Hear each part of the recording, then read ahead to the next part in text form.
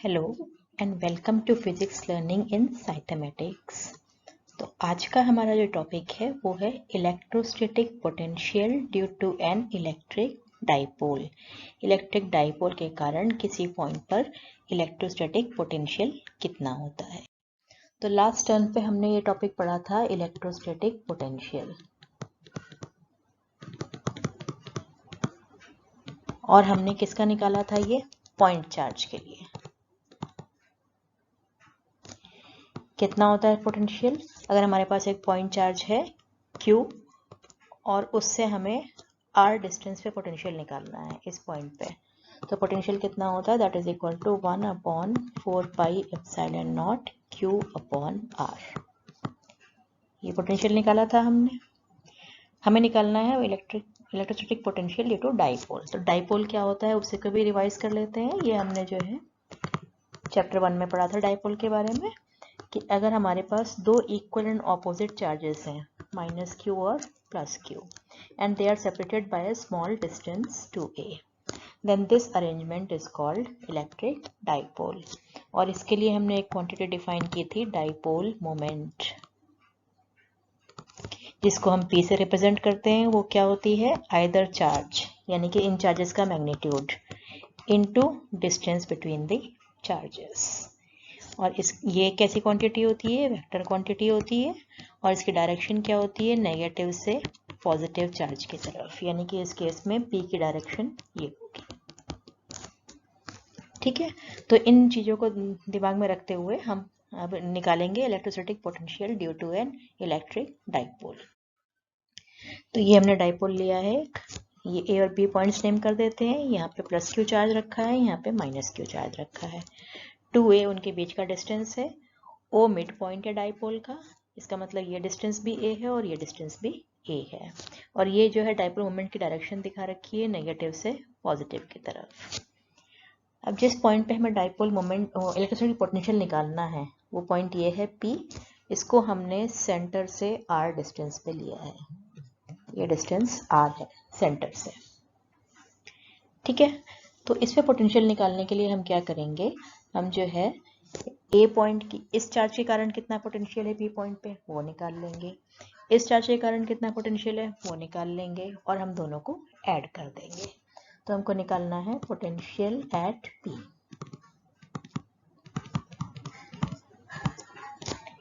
ये पोटेंशियल होगा potential due to charge +Q and potential due to charge -Q, यानी कि 1/4πε0 Q/R।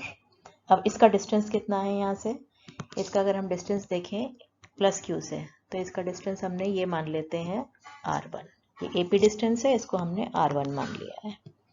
फिर इसका कितना हो जाएगा, 1/4πε0 -Q चार्ज है अपॉन इसका डिस्टेंस -Q चार्ज का, ये डिस्टेंस है कितना है BP, इसको हमने R2 मान लिया है। तो हम लिख सकते हैं पोटेंशियल कितना हो गया, Q/4πε0 1/R1 - 1/R2। ठीक है, अब हमको 1/R1 और 1/R2 की वैल्यूज निकालनी है। अच्छा, ये जो थीटा गिवन था ये क्या है, इसको भी नोट कर लीजिए। Theta is the angle between vector P and vector R, यानी कि डाइपोल मोमेंट और पोजीशन वेक्टर के बीच का एंगल है ये। अब इसकी वैल्यू निकालने के लिए R1 और R2 की हमें थोड़ी सी ज्योमेट्री यूज करनी पड़ेगी। ये हम देखते हैं, ये हमने A लिया था, ये B लिया था। अगर हम ये ट्राइंगल देखें AOP, ये ट्राइंगल, इसमें अगर हम कोसाइन लॉ लगाएं तो ये थीटा है, थीटा के सामने की side that is R1² is equal to बाकी दोनों साइड्स R² + A², ये वाली साइड और ये side -2AR cos theta according to cosine law.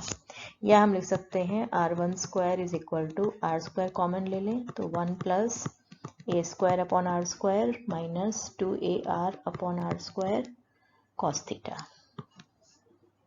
ठीक है, इसको हम लिख सकते हैं R² 1 + A²/R², और ये एक पावर कैंसिल हो जाएगी तो -2A/R cos थीटा।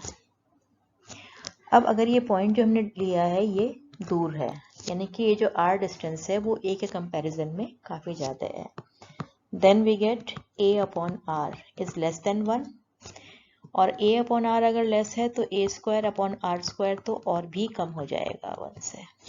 तो इस टर्म को हम नेग्लेक्ट कर सकते हैं। किसके लिए? लार्ज डिस्टेंस के लिए। तो हमारे पास आ जाएगा r1 square is equal to r square 1 minus 2a upon r cos theta.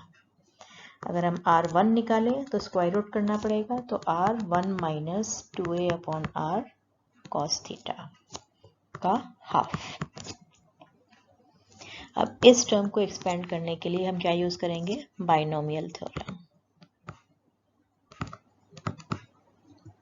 ये अगर आपने नहीं भी पढ़ी हो तो थोड़ा सा समझ लेते हैं इसको।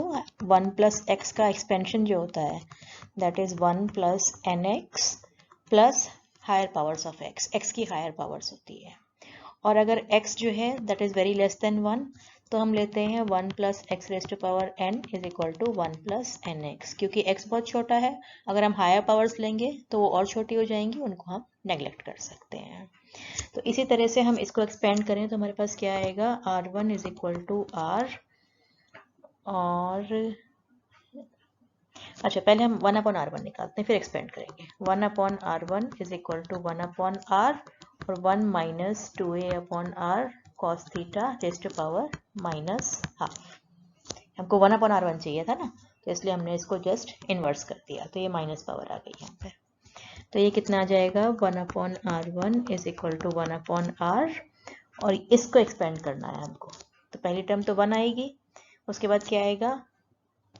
माइनस है तो माइनस ही आएगा, और एन एक्स, एन की वैल्यू कितनी है? माइनस हाफ, तो minus half into 2a upon r cos theta, इतना आ जाएगा। ये 2 कैंसिल हो जाएगा, तो हमारे पास कितना आ गया? 1 upon r1 is equal to 1 upon r and 1 plus a upon r cos theta. तो इतनी वैल्यू आ गई इसकी 1 अपॉन r1 की। इसी तरह से हम 1 अपॉन r2 भी निकाल सकते हैं। कैसे? अब हम ये ट्राइंगल लेंगे, ये ट्राइंगल लेंगे, इसमें हम ये निकालना है, तो इस एंगल के सामने की साइड ले रहे हैं हम, यानी कि r2 स्क्वायर निकाल रहे हैं। तो वो कितना होगा? r square plus a square minus 2ar और cos 180 माइनस थीटा, इसके सामने का एंगल ये थीटा था तो ये 180 माइनस थीटा। या हम लिख सकते हैं r2 square is equal to r square plus a square, ये हो जाएगा माइनस कॉस थीटा, तो प्लस 2ar कॉस थीटा। तो अगर हम इसको सॉल्व करेंगे उसी तरह से जैसे हमने r1 के लिए किया है, तो हमारे पास आ जाएगा 1 अपॉन r2। 1 अपॉन r2 कितना आएगा? That is equal to 1 upon r 1 minus a upon r cos theta. ठीक है, अब हम निकालेंगे, हमने 1 अपॉन r1 भी निकाल लिया, 1 अपॉन r2 भी निकाल लिया। अब निकालेंगे पोटेंशियल एट पॉइंट P। ये हमने स्टार्टिंग में निकाला था, कितना आया था? इसमें Q कॉमन था, 4 pi epsilon naught R common था, और 1 upon r1 minus 1 upon r2। या हम इसको लिख सकते हैं V is equal to Q upon 4 pi epsilon naught R, 1 upon r1 की value that is 1 upon r and sorry यहाँ पे r नहीं था ना, 4 पाई एप्सिलॉन नॉट था, 1 upon r and 1 minus a upon r cos theta, और 1 upon r2 की value 1 upon r 1 minus a upon r cos theta, ये values आई थी। तो v कितना आ जाएगा? q upon 4 pi epsilon not, इस r को हम कॉमन ले लेंगे, तो हमारे पास ब्रैकेट के अंदर क्या बचेगा? 1 plus a upon r cos theta, और माइनस ये वाली टर्म यानी कि -1 और plus a upon r cos theta. +1 and -1 cancel हो जाएंगे, तो v कितना आ गया? q upon 4 pi epsilon naught r and this term will be, इनको ऐड कर देंगे तो 2a upon r cos theta. ये term q into 2a, charge into distance between them, that is called dipole moment, that is equal to p cos theta upon 4 pi epsilon naught r square। ठीक है, तो v की की value कितनी आ गई हमारे पास, v is equal to p cos theta upon 4 pi epsilon naught r square. ये इतनी वैल्यू आ गई किसके लिए, for r very very greater than a। इसको हम वेक्टर फॉर्म में भी लिख सकते हैं, क्या लिख सकते हैं, v is equal to vector p dot unit vector r upon 4 pi epsilon naught r square. ये हमने कैसे लिखा है, अगर हम p डॉट r करें, p dot unit vector r, तो p का मैग्नीट्यूड और r का मैग्नीट्यूड, r का मैग्नीट्यूड 1 होगा क्योंकि यूनिट वेक्टर है, into cos of angle between p and r। ये p है और ये r है, तो इनके बीच का एंगल थीटा, तो हम इसको लिख सकते हैं p cos थीटा। तो हमने जो है p cos थीटा की जगह p डॉट r लिख दिया है। अब अगर हम एक्सियल पॉइंट लें, ये एक्सिस है इसकी, यानी कि पॉइंट एक्सिस पे यहाँ भी हो सकता है और यहाँ भी हो सकता है। तो अगर हम इस पॉइंट को यहाँ की बजाय यहाँ पे लें तो क्या होगा, ये थीटा कम होता जाएगा और थीटा कितना हो जाएगा, 0 डिग्री।